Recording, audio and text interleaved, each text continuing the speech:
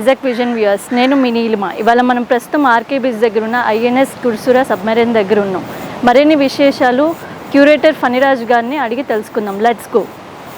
మీరు గాజీ సినిమా చూసే ఉంటారు కదా, అందులోని సబ్మెరైన్ పాత్ర ఏంటి, అంతకంటే ముందు అసలు సబ్మెరైన్ అంటే ఏంటి, అది ఆసక్తిగా ఉంటుంది కదా.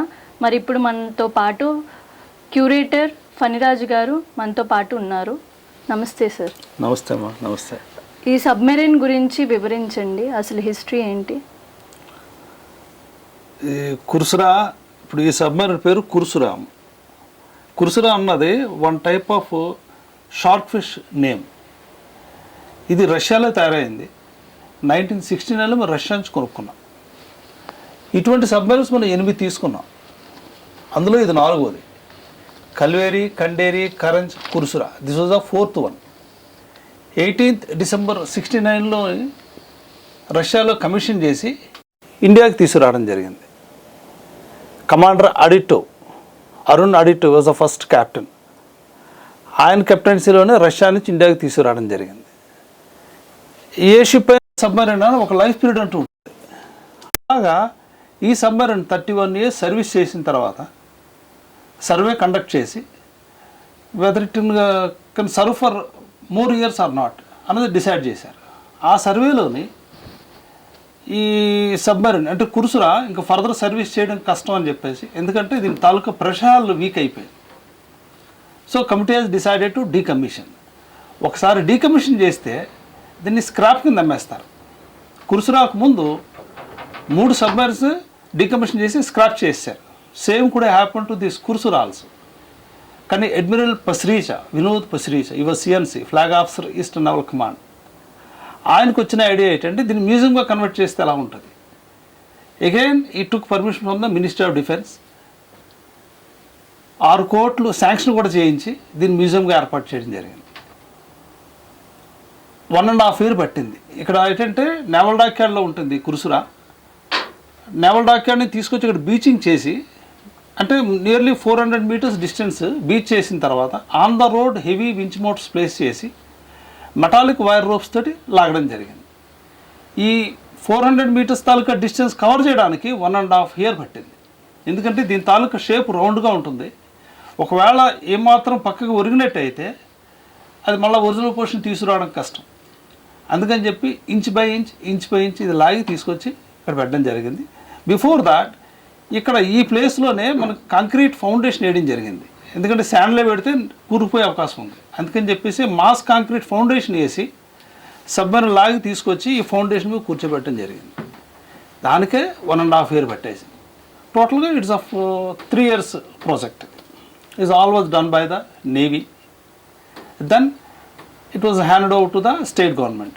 Now it is maintained by the VMRDA. Earlier it was WUDA. Now it is VMRDA. ఎంతమంది సైనికులు దీంట్లో వెళ్ళారు?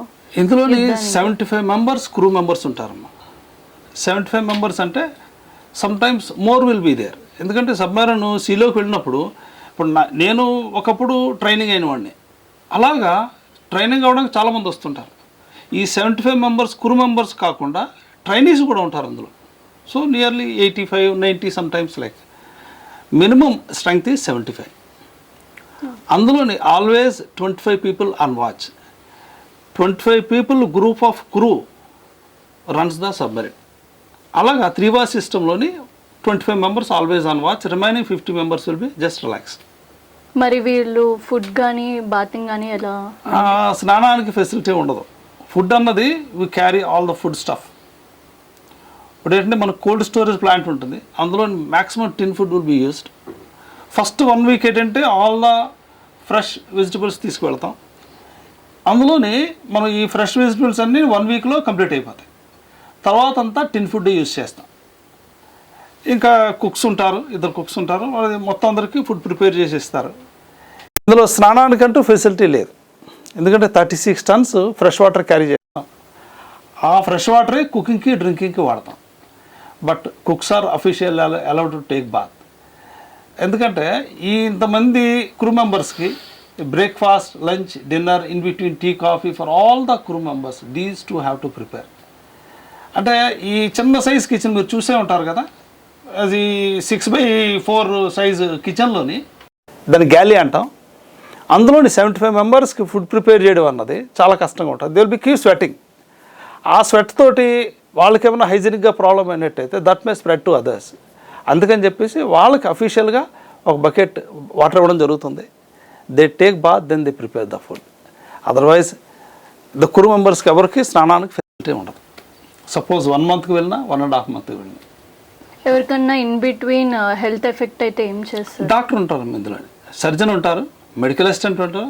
మనం మెడిసిన్స్ అన్ని క్యారీ చేస్తాం, టూల్స్ క్యారీ చేస్తాం, ఈవెన్ సర్జరీ కూడా చేయొచ్చు ఇందులోనే. Surgeon will be along with the submarine. ఇప్పుడు వరల్డ్ రికార్డ్ ఏంటంటే 1988లోని మనం న్యూక్లియర్ సబ్మరీన్ తెచ్చుకున్నాం రష్యా నుంచి, INS Chakra. While it was coming from Russia to India, on the way ఒక క్రూ మెంబర్కి అపెండిసైటిస్ ప్రాబ్లం వస్తే అండర్ వాటర్లోనే while moving the submarine operation was carried out. Biswal అని ఆయనకు ఆపరేట్ చేయడం జరిగింది. కమాండర్ బెల్లుబి సర్జన్, ఆయన ఆపరేషన్ చేశారు. Operation was success. Actually it's world record. ఎవరికైతే ఆపరేట్ చేశారో ఆ ఆపరేట్ చేయబడి ఆయన 7 more years సర్వీస్ చేసి రిటైర్ అయ్యారు. It's a world record. ఈ సబ్మెరైన్ ఏదైనా యుద్ధంలో పాల్గొనిందా? ఇప్పుడు మనకి 69లో కుర్సురా మనం ఇండియాకి తీసుకొచ్చాం. ఆ నెక్స్ట్ ఇయర్ 71లో మనం ఇండో పాక్ వార్ అయింది. అందులో ఇది యాక్టివ్ పార్టిసిపేషన్ చేసింది. It was of Karachi. But there is no such record it is fire to some other ship or submarine. But it has taken active part in Indo Pak war. ఈ సబ్మెరైన్ని మ్యూజియంగా మార్చాలని ఎందుకు ఆలోచన వచ్చింది? అంటే ఇప్పుడు పూర్వం తాలూకా ఎక్స్పీరియన్స్ ప్రకారం సబ్మెరైన్స్ ఏవైతే డికమిషన్ అయ్యో వాటిని స్క్రాప్ కింద వేసేవాళ్ళు. అడ్మిరల్ పసిరీచా ఈ సిఎన్సి అంటే ఈ కుర్సురా లక్ యాక్చువల్గా ఫస్ట్ సబ్మెరైన్ కల్వేరి. కల్వేరిని ఏర్పాటు చేద్దాం అనుకున్నాను. అప్పుడు అంటే వీలు కాలేదు డ్యూ టు సమ్ రీజన్స్. ఎప్పుడైతే కుర్సురాకు వచ్చిందో that was Kursura's luck. Admiral Pasricha was CNC. ఈ he's taken lot of initiative to make this Kursura as a museum. ఎప్పుడు ఇది స్టార్ట్ చేశారు యాజ్ మ్యూజియం? 9th August 2002. సముద్రంలోని సబ్మెరైన్ని ఇక్కడికి ఎలా తీసుకుని వచ్చారు? అంటే ఇది చాలా వెయిట్ ఉంటుంది కదా. అమ్మా ఇప్పుడు ఈ సబ్మెరైన్ తాలూకు వెయిట్ 1945 tons. ఇది మనకి నేవల్ డాక్యార్డ్స్లో ఉండేది. అక్కడ ఉంటుండగానే డిసైడ్ అయింది దీన్ని మ్యూజియంగా పెడదామని. ఎప్పుడైతే డిసైడ్ అయిందో how to bring the submarine to షోర్.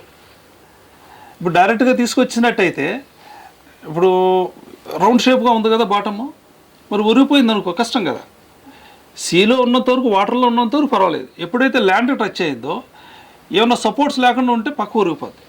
అందుకని చెప్పేసి ముందుగా దీన్ని నేవల్ డ్రైడాక్లోకి తీసుకొని వెళ్ళి డ్రైడాకింగ్ చేసి ఈ కిందని బాటమ్ సపోర్ట్స్ ఇచ్చారు. ఈ సపోర్ట్స్ ఏంటంటే ఫార్వర్డ్, మిడిల్, లాస్ట్లోనే ఏం మాత్రం ల్యాండ్ అయినప్పుడు అటు ఇటు టచ్ అయినా సరే పడిపోకుండా ఉండడం కోసం. తర్వాత అన్డాక్ చేసి టగ్స్ ద్వారా తీసుకొచ్చి ఇక్కడ బీచింగ్ చేశారు. దీన్ని తీసుకుని రావడానికి ఎంతమంది శ్రమించారు? ఇప్పుడు బీచింగ్ చేసిన తర్వాత ఏదైతే సపోర్ట్స్ ఉన్నాయో ఆ సపోర్ట్స్ తోటి అక్కడ నిలబడింది అలాగా. ఇప్పుడు ఇది ఏంటంటే రోడ్ నుంచి 400 meters డిస్టెన్స్లో ఉండిపోయింది. ఇంకా ఫర్దర్ రావాలి అంటే ఆ వాటర్లోంచి రాదు కాదు, ఓన్లీ లాగాలి దాన్ని. అప్పుడు రోడ్డు మీద అంటే half of the road was blocked for 2 years. ఆ రోడ్డు కిందని హెవీ వించ్ మోటార్స్ ఫౌండేషన్తో పాటు వించ్ మోటార్స్ ప్లేస్ చేసి రింగ్స్ వెల్డ్ చేశారు సబ్మెరైన్కి. వాటి ఐ హుక్స్ అంటారు వాటిని. వాటికి మెటాలిక్ వైర్ రూప్స్ కట్టి లాగడం జరిగింది. ఈ లాగడం అన్నదే మనకు 1.5 years పట్టేసింది. ఎందుకంటే ఇంచ్ బై ఇంచ్ లాగడం జరిగింది. ఇది టోటల్గా రౌండ్ షేప్ ఉంటుంది కదా. ఏవైతే మనం కింద సపోర్ట్స్ ఇచ్చామో అవి కూడా ఒక స్టేజ్లో బ్రేక్ అయిపోయి అప్పుడు శాండ్లోకి వచ్చిన తర్వాత ఇట్స్ గాట్ స్టక్. ఎప్పుడైతే హార్డ్ సర్ఫేస్ ఉందో అంతవరకు బాగానే వచ్చింది. ఎప్పుడైతే శాండ్లోకి వచ్చిందో అది కూరుపోవడం మొదలెట్టింది. అప్పుడు మళ్ళా శాండ్ని డిగ్ చేసి అంటే 2 వైపులా శాండ్ మధ్యలోని వేలా తయారు చేసి ఒక కెనాల్ లాగా ఆ మధ్యలోంచి లాగడం జరిగింది. ఇప్పుడు హై వాటర్స్ అంటారు, లో వాటర్ అంటారు. హై వాటర్ వేసరికి వాటర్ లెవెల్ పెరుగుతుంది. ఆ టైంలో కొద్దిగా పర్వాలేదు వచ్చేసేది. ఎప్పుడైతే లో వాటర్ అయ్యేదో ఆ వెనక్కి ఎప్పుడైతే వాటర్ లెవెల్ తగ్గేదో సేమ్ టైం సబ్మెరీన్ వెనక్కి వెళ్ళిపోయేది. ఒక 2 ఇంచులు ముందుకు వస్తే 3 ఇంచులు వెనక్కి వెళ్ళిపోయేది. ఆ విధంగా చాలా కష్టమైంది. తర్వాత ఎప్పుడైతే ఇది స్టక్ అయిందో is one kind of lift and pull method use చేశారు. వేరుగా సపోర్ట్స్ ఇచ్చి అంటే ప్యారలల్గా లాగకుండా కొద్దిగా లిఫ్ట్ చేసినట్టుగా లాగడం జరిగింది.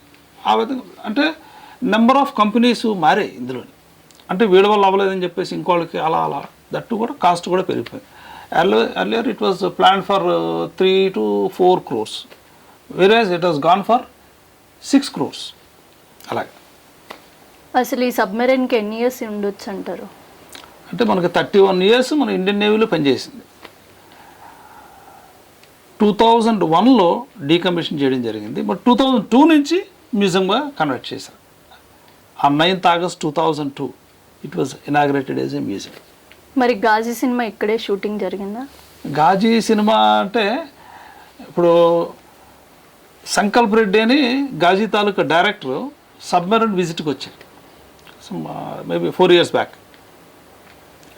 వచ్చినప్పుడు అంతా చూసి ఆయనకు అప్పుడు వచ్చిన ఐడియా ఏంటంటే దీన్ని మ్యూజియంగా చేస్తే అలా ఒక పిక్చర్ తీస్తే ఎలా ఉంటుందని వాళ్ళు మొన్న అడిగితే తీయచ్చండి. అండ్ ముందుగా వాళ్ళు ఏంటంటే ప్లాన్ ఏంటంటే డాక్యుమెంటరీలో తీద్దామని మేబీ ½ an hour పిక్చర్. వాళ్ళు వచ్చి ఒక 10 days ఉండి మొత్తం క్లిప్స్ అవి తీసుకొని ఫొటోస్ వీడియోస్ అవి తీసుకొని వెళ్ళిపోయారు.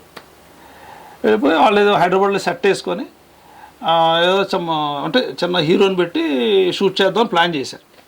సెట్ చూడడానికి వెళ్ళాల్సి వచ్చింది, నేను పిలిచారు వెళ్ళాను. అది దానివల్ల హీరోని సెలెక్ట్ చేయడం కొంచెం డిలే అయ్యేసరికి దెన్ రాణా ఎంటర్ అవ్వడం జరిగింది ఇందులో. సో ఎగైన్ ఇప్పుడు ఏంటంటే రాణా హైటే మనకంటే చాలా హైట్, ఈజ్ నియర్లీ 6.5 feet. ఇప్పుడు మనమే సబ్మెరీన్లో నడడానికి చాలా కష్టంగా ఉంది. అంత హైట్ మనిషి నిలబడడం కష్టం కదా. పిక్చర్లో ఏంటంటే స్ట్రైట్గా నిలబడినట్టుగా చూపించారు. సెట్ అంతా హైదరాబాద్లో వేసి అప్పుడు షూట్ చేయడం జరిగింది. సబ్మెరీన్లో మాత్రం షూటింగ్ అన్నది ఎప్పుడు జరగలే. ఓన్లీ వాళ్ళు పిక్చర్స్ తీసుకొని ఈ సేమ్ సెట్ హైదరాబాద్లో వేసుకున్నారు. అది గాజీ మూవీ షూటింగ్ ఇందులో అవ్వలేదండి? ఇక్కడ అవ్వలేదమ్మా. ఇక్కడ ఓన్లీ వాళ్ళు పిక్చర్స్ వీడియోస్ తీసుకొని అంటే ఇప్పుడు పిక్చర్ తీస్తున్నప్పుడు కెమెరాకి ఉన్నప్పుడు బ్యాక్గ్రౌండ్లో ఏటైతే ఉన్నాయో మొత్తం అన్నీ కూడా వాళ్ళు తీసుకొని సెట్లు వేసుకున్నారు. ఇప్పుడు సపోజ్ ఈ మోటార్ ఉంది, ఈ మోటార్ తాలూకు వుడెన్తో సమ్మదర్ దీంతో తయారు చేసి అలాగా పార్ట్స్ తయారు చేసి ఉంచారు. నేను వెళ్ళి సెట్ చూశాను. అవన్నీ మనం నిలబడున్నామంటే ఈ సేమ్ సెటప్ అంతా ఉంది అందులో. కాకపోతే కొద్ది పెద్ద సైజు, ఎందుకంటే రాణా నిలబడాలి కదా, ఉన్న కొంచెం పెద్ద సెట్ వేసుకున్నారు. కాకపోతే ఈచ్ అండ్ ఎవ్రీ ఐటమ్ అందులో చూపించబట్టి మీకు అంత రియాలిటీగా సబ్మెరీన్లోనే షూట్ చేశారన్నట్టుగా ఉంది. యుద్ధం గురించి మరిన్ని విశేషాలు చెప్పండి. యుద్ధం అంటే మనకి 71 పాకిస్తాన్ తోటి మనకి యుద్ధం అయింది. అందులో మెయిన్గా ఏంటంటే మనకి ఒక కుక్రీ అనే షిప్ని వాళ్ళు డిస్ట్రాయ్ చేశారు. సేమ్ టైం గాజీ అనే సబ్మెరీన్ మనకి పాకిస్తాన్ నుంచి all the way from Sri Lanka, bay of Bengal వరకు వచ్చింది. ఎందుకంటే ఆ టైంలో విక్రాంత్ వైజాగ్లో ఉందన్న దీని మీద విక్రాంత్ని అటాక్ చేయడానికి, రెండోది వైజాగ్ తాలూకు బేస్ని డిస్ట్రాయ్ చేయడానికి, నేవల్ బేస్ని మెయిన్ టార్గెట్ అదే వాళ్ళకి. కానీ మనకి ఇంటెలిజెన్స్ రిపోర్ట్స్ వలన మన రష్యా నుంచి మెయిన్గా ఇండోపాక్ వార్లోని మనకి రష్యా బాగా సపోర్ట్ చేసింది. వాళ్ళ ఇంటెలిజెన్స్ రిపోర్ట్స్తో ఏంటంటే ఒక గాజీ అనే submarine, one of the submarine has come to bay of Bengal all over from the Pakistan. So to attack Vizag base and your aircraft carrier అని ఒక ఇంటెలిజెన్స్ రిపోర్ట్ వచ్చింది.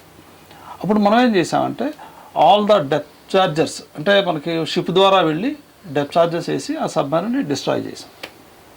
ఇందులో ప్రధానంగా ఏంటంటే మనకి నేవీ డే సెలబ్రేట్ చేస్తాం ఎవ్రీ ఇయర్ December 4th. మనం బీచ్లోనే మనకి చాలా వరకు అన్ని అరేంజ్మెంట్లు చేసి విన్యాసాలు జరుగుతుంటాయి. షిప్స్ వస్తాయి, ఫ్లైట్స్ అవి విన్యాసాలు చేసి వెళ్తుంటాయి. December 4th అన్నది 71 December 4th మనం పాకిస్తాన్ మీద అటాక్ చేసాం. అంటే మన మిసైల్ బోట్స్ కానీ ఇవన్నీ కూడా కరాచీ మీద టోటల్లీ అంటే ఈజ్ ఏ ఒక సమ్ అవర్స్ దీనిలోని మొత్తం వాళ్ళని డిస్ట్రాయ్ చేసాం, వాళ్ళ షిప్స్ కానీ వాళ్ళ బేస్ కానీ. So that was massive attack అనమాట. అందుకనే మనం నేవీ డేగా సెలబ్రేట్ చేసుకుంటాం December 4th. ఆ అటాక్ మాత్రం చాలా సక్సెస్ఫుల్గా జరిగింది. సో ఆ రోజున మనం నేవీ డేగా సెలబ్రేట్ చేస్తాం. సబ్మెరైన్ని మ్యూజియంగా చేశారు కదా, ఇక్కడ వచ్చే విజిటర్స్ ఎలా ఫీల్ అవుతారు? జనరల్గా ఎవరికి సబ్మెరైన్ చూసే అవకాశం దొరకదమ్మా. ఇక్కడ వైజాగ్లో ఈ సబ్మెరైన్ మ్యూజియంగా కన్వర్ట్ చేయడం అన్నది is a very good idea. ఆ క్రెడిట్ మన పసిరిచే గారికి వెళుతుంది, అడ్మిరల్ పసిరిచే గారికి. ఏమవుద్దంటే మనం షిప్ చూసేయచ్చు. ఇప్పుడు మర్చెంట్ షిప్స్ ఉన్నాయి, ఈవెన్ వార్ షిప్స్ కూడా మన నేవీ డే టైంకి డాక్యార్డ్కి తీసుకెళ్ళి పిల్లల్ని వాళ్ళకి చూపించడం జరుగుతుంది. కానీ సబ్మెరైన్ ఎప్పుడు చూపించరు. ఓకే, కుర్సురాని మ్యూజియంగా కన్వర్ట్ చేసిన తర్వాత ప్రతి ఒక్కరు చిన్నపిల్లలు, పెద్దవాళ్ళు, ముసలివాళ్ళు అందరూ కూడా సబ్మెరైన్ చూసే అవకాశం తెలుసుకోగలుగుతున్నారు. What is submarine? మెయిన్గా ఇండియాలో ఇది first submarine museum.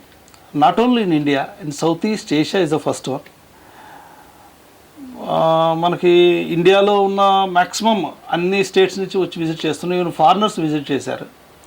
Russian navy, American navy, even Australian navy, they all visited.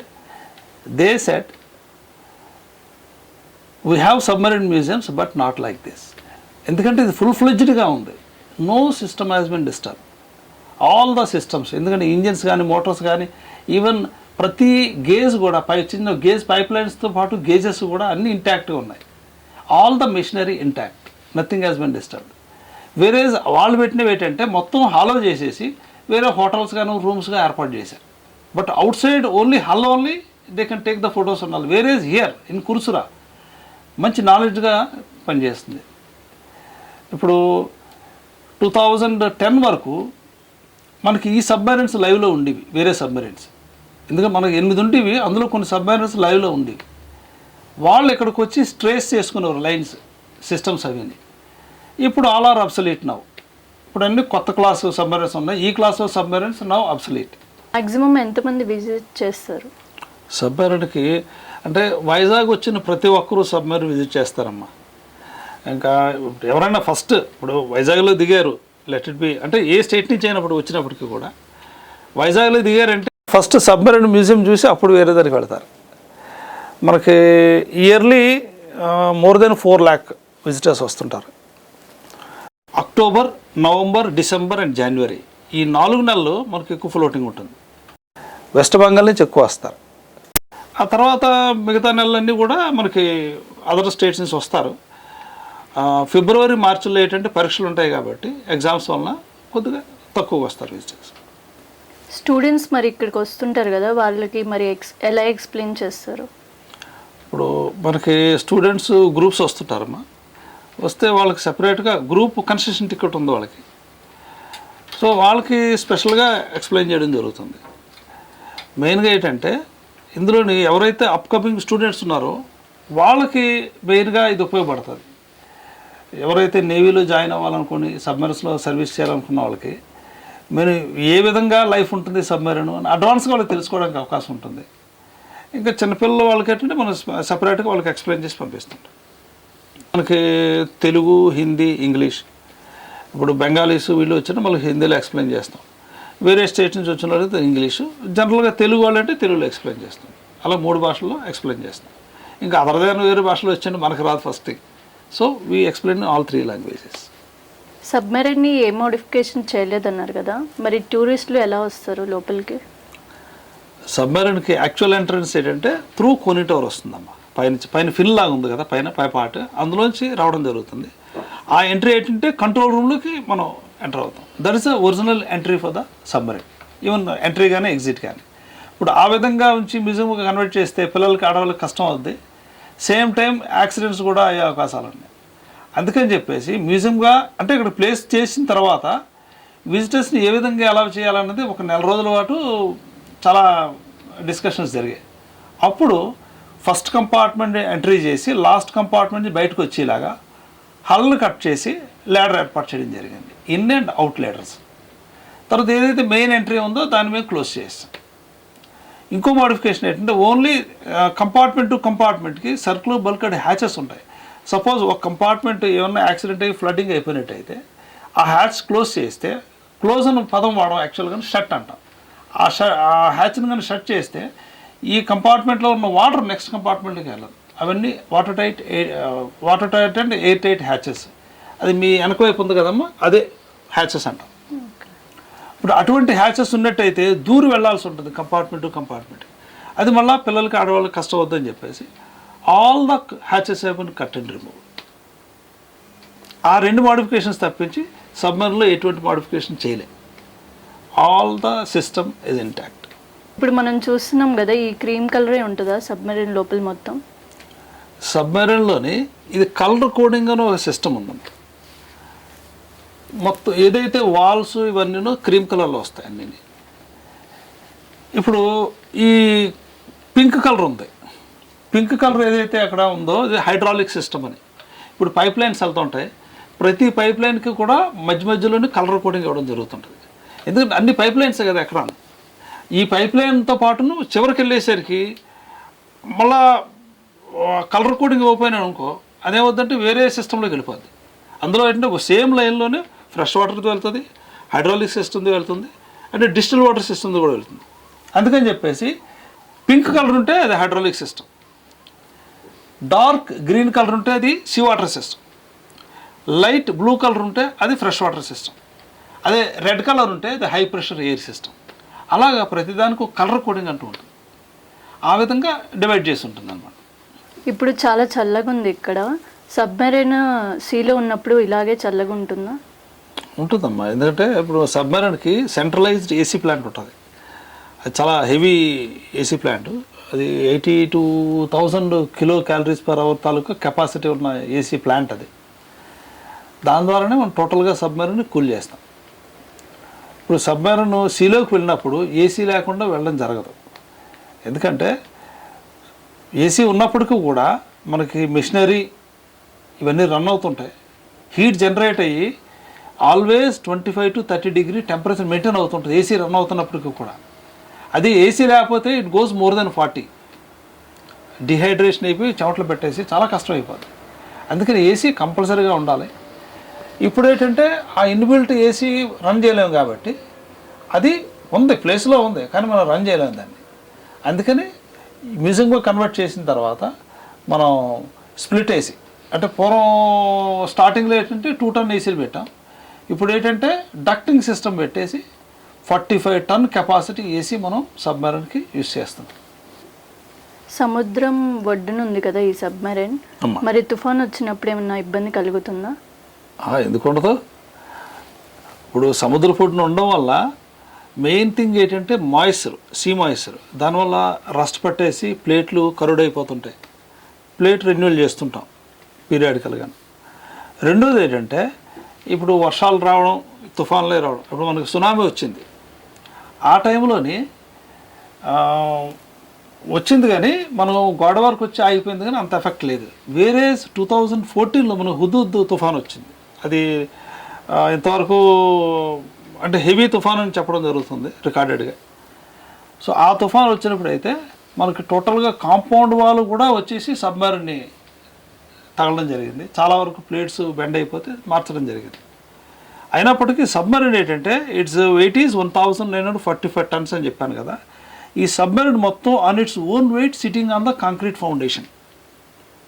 ఈ సబ్మెరీన్ కంటే ఈవెన్ కిల్ ఉంటుంది. ఈవెన్ కిల్ అంటే బాటమ్ పార్ట్ ఫ్లాట్గా ఉండి 2.5 meters వైడ్ తోటి త్రూఅవుట్ లెంగ్త్ ఫ్లాట్గా ఉంటుంది. సో మొత్తం ఈ ఫ్లాట్ అంతా అలా కూర్చొని ఉంది కాబట్టి ఈ ఒరిగే అవకాశం లేదు. ఎంత బరువుని ఇది చేసింది అంటే మొన్న వచ్చిన హుదూద్ కంటే ఎక్కువ వస్తేనే కానీ సబ్మెరీన్ని పక్కకి ఇచ్చేయడం జరగదు. ఓన్ సబ్మెరీన్ వెయిట్ మీద కూర్చుంది ప్రస్తుతం. ఓన్లీ సైడ్ సపోర్ట్స్ ఇవ్వడం జరిగింది, స్టామ్ సపోర్ట్స్ అని. అవి కొంతవరకు హెల్ప్ చేస్తాయి సబ్మెరీన్ వరకుండా. మనకి ఎలాగ ల్యాడర్స్ ఉన్నాయి, అవి కొంతవరకు. సో ఇబ్బందులు ఉన్నాయి. అయినప్పటికీ కూడా సబ్మెరీన్ ఈ హుదూద్ వచ్చినప్పుడు కూడా తట్టుకోగలిగింది. దాని తర్వాత మనం మోడిఫికేషన్ చేసిన చాలా వరకు రిపేర్స్ కూడా చేస్తాం. ఫైనల్గా టూరిస్టులకు కానీ విజిటర్స్ కానీ మీరు ఏం చెప్పాలనుకున్నారు? ముందుగా చెప్పినట్టుగా సబ్మెరీన్ చూడడం అంటూ ఎవరికి అవకాశం దొరకదు. కుర్సురాని ఇక్కడ ఏర్పాటు చేసిన తర్వాత అందరికీ అవకాశం ఉంది కాబట్టి సబ్మెరీన్ చూసి తెలుసుకోవడం గురించి.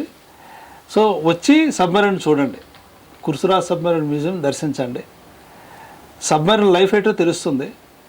తర్వాత సబ్మెరీన్స్లో సర్వీసులు జాయిన్ అవ్వాలనుకున్న వాళ్ళకి ఏ విధమైన ప్లేస్లో సర్వీస్ చేయాలి, ఎంత కష్టం ఉంటుందనేది కూడా తెలుస్తుంది.